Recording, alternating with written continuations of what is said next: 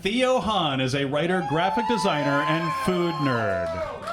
Yeah, he continues to annoy his friends with fried chicken recipes and pictures of dogs.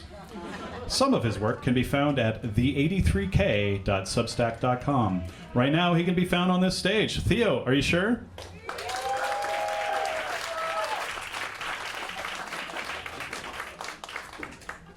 Okay, hi. Let's head to Australia, where 2 weeks ago, Erin Patterson invited her estranged husband and members of his family over to the house for lunch, where she served individual beef Wellingtons, hunks of seared beef tenderloin baked inside puff pastry.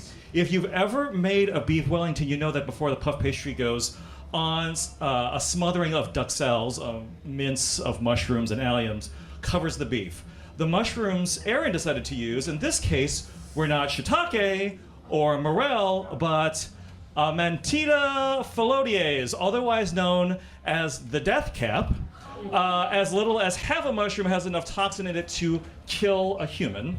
Now, most murder is bad. And I don't believe Patterson's husband, Simon, or his relatives deserve to die. But they must have done something. Because have you ever tried to make a beef Wellington? First of all, beef tenderloin ain't fucking cheap. That is a real figure, by the way. And if you live even if you live in a carnivore's paradise like Australia, and mushroom foraging for flavor or murder is a buggy, tall-socked, sweaty chore. And don't get me started on homemade puff pastry. We've all watched enough Great British Baking Show to know that shit is a fucking pain in the ass. Okay? Laminating individual layers of butter and flour. How bad did she want to kill these motherfuckers?